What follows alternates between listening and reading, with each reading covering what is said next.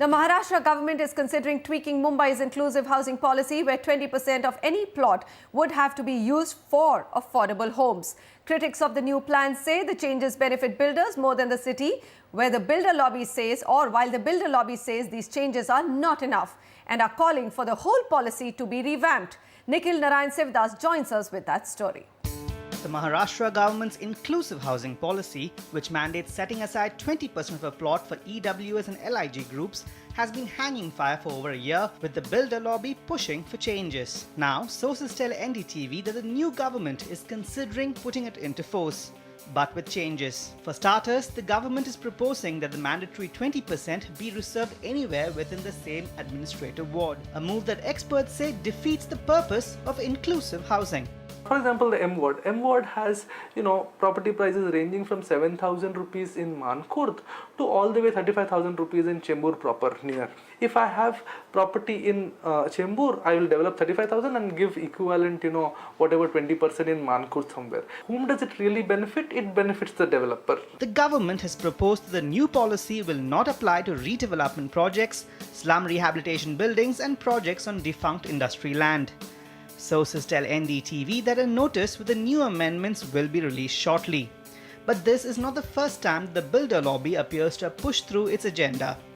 Initially, the inclusive housing policy was to apply to all projects of 2,000 square meters in size and higher, but that was changed to plots of 4,000 square meters and higher. Experts say the policy in its current form is very limited and may not make much of a difference to the city.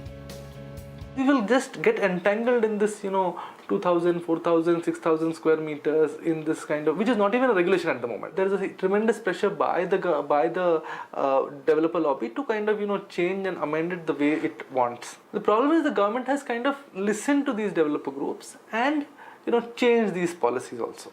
Experts are divided on the issue, with some arguing that it's impractical to expect developers to implement this in one plot. Even if there was only one building to be made, it posed certain issues in terms of compatibility, in terms of design layouts, etc. In the same vicinity, amenities users are the same.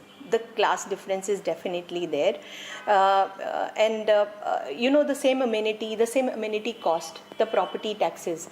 Will that affordable will pay the similar kind of cost of amenities and the taxes in the same vicinity? This is not possible. While critics say the inclusive housing policy already favors builders too much, the builder lobby is calling for the whole policy to be revamped. Imposing any such rule is kind of restricting rights of a development, which is a fundamental right of a landowner, where how he wants to develop should be left to himself. Because by imposing something, there will be always a conflict. Rather than that, we feel that there should be more incentive-based creating of affordable housing stock.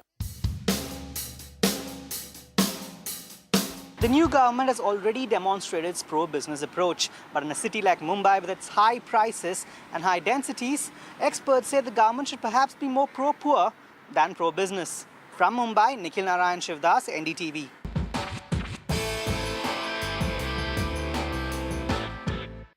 The inclusive housing policy stuck with governments proposing one change after another. So will the end product be effective at all is a question. Chandrasekhar Prabhu joining us, urban development expert, and also Shailesh Puranik, MD Puranik Builders. Shailesh, the developer lobby is always the villain of any story, isn't it? And here too, it's no different. I agree. In fact, I was to say the same thing today, that why it is only the builders who are blamed all the time. And is it being said, I just was going through what are the earlier reports are, that it is now favoring builders, and builders have their own say in the government. If builders would have been having their own say in the government, we would have done so many policy changes, and you would not have found so many stuck projects, and you would not have found so many projects which are waiting for approvals, and still they are not getting sanctioned. Some projects stuck midway for approvals. So I don't think builders are having a say in this. Whatever norms that are changing for better, and I really don't agree that if you can be either pro-business or pro-poor. Why can't you be both? Because ultimately, if you are pro-business and if the economy is going up, the trickle-down effect reflects in everyone. Okay, so it can be pro-poor also. Okay, hold your thought. Let's come back to the policy which is in question here. Mr. Prabhu, affordable homes haven't been created. The stock is missing from Mumbai and builders are not enthused at all. Reserving 20% plots is the big thing which the government is looking at changing. What is the downside of doing that? No, first of all, first let us understand what this policy is all about. This policy doesn't require the builder to give 20% of their land. If someone is telling you that, that's a complete lie. What the builder gets is, he gets the entire FSI of the plot, what he would have got otherwise, he gets it. Now the government says, we will give you 20% more FSI, build it on that plot and subdivide that plot and give it to MADA so that MADA can sell it as affordable housing.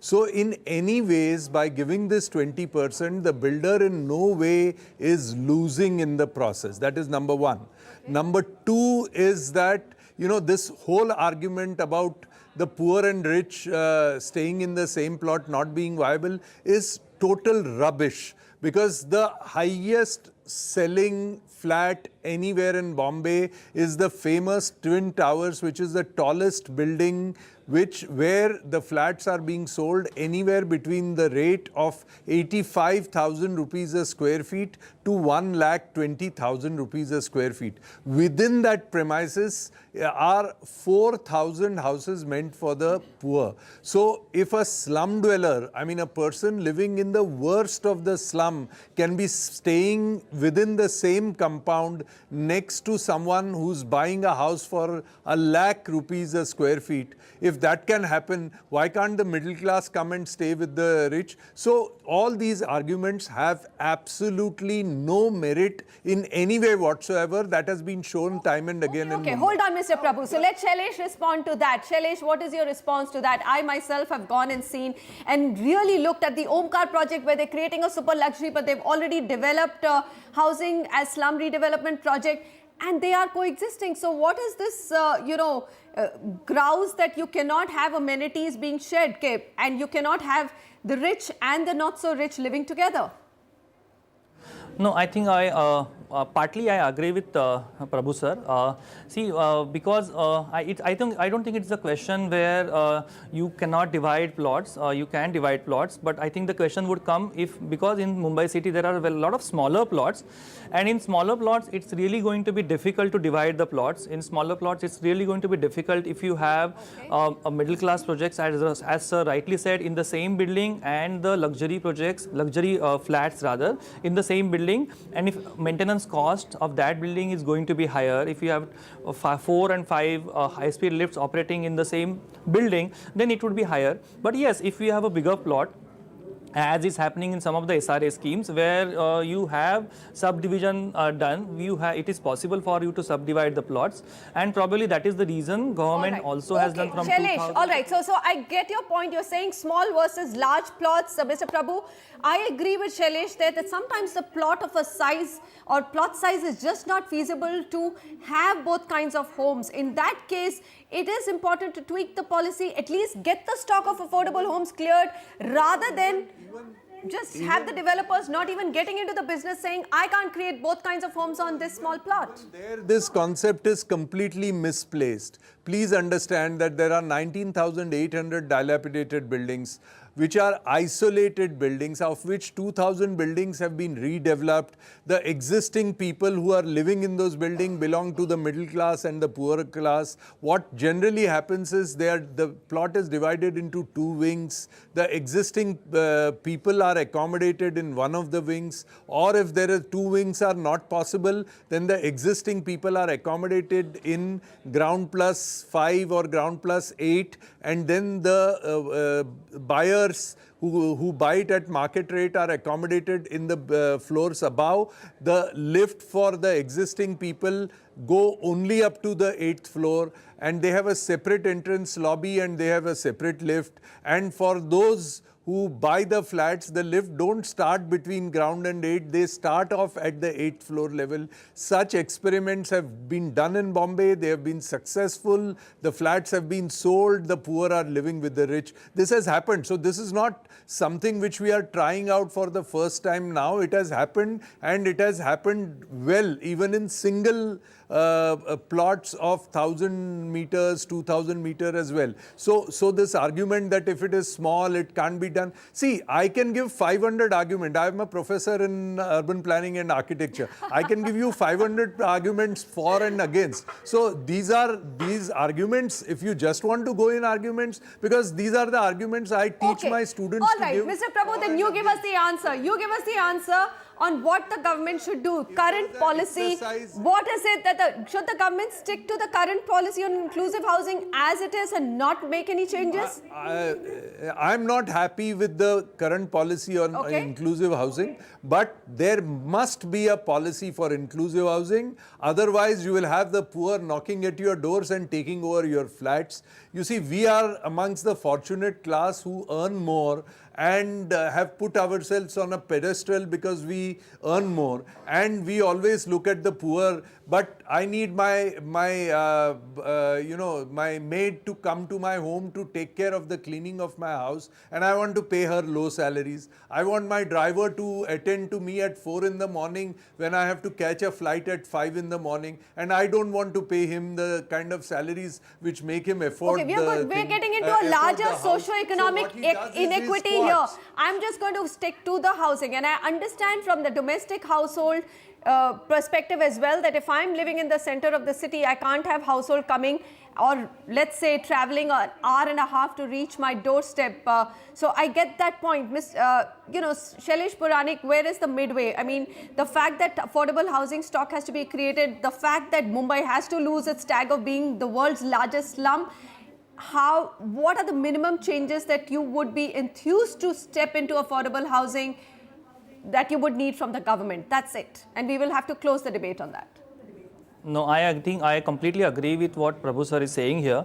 I think only thing that developers we want is it should be more incentivized based of approaching it, and we are absolutely not denying. I am completely of the opinion that we need inclusive housing policy. We need poor and rich to stay together because they work together. As he was rightly saying, if I need my driver to attend to me at 4 a.m. in the morning, he can't be staying in Karjat or he can't be staying in far away suburb and to come to me at early morning or early hours. So I completely agree with that. But what I think we need is an approach where everybody is on the same page, everybody's opinions are considered, and it is more of an incentivized based approach. Because, see, please understand what I am saying. No builder will want to create everything only into luxury space, because if everybody starts building in luxury space, there will not be so much of demand. So everybody will want to work in luxury space, in affordable housing space, in middle class housing space, and there are volumes in affordable as well as middle class housing. So I think we all are in for inclusive housing, but I think it should be more incentive based approach rather than something is hammered down upon you that you have to do this. I think then everybody will be liking this and will be cooperating with this a bit more.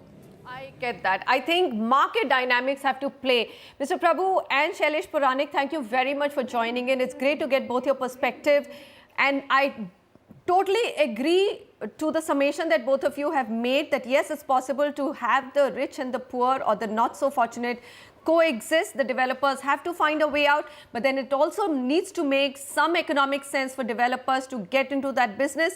Frankly, luxury apartments in Mumbai aren't selling. So for Shailesh and the rest of the developer community, affordable homes are something that they will have to look at seriously. And we can only keep our fingers crossed that this government, which is very progressive, has a clear goal. Housing for all by 2022 will get that right. Gentlemen, thank you very much again for joining us today.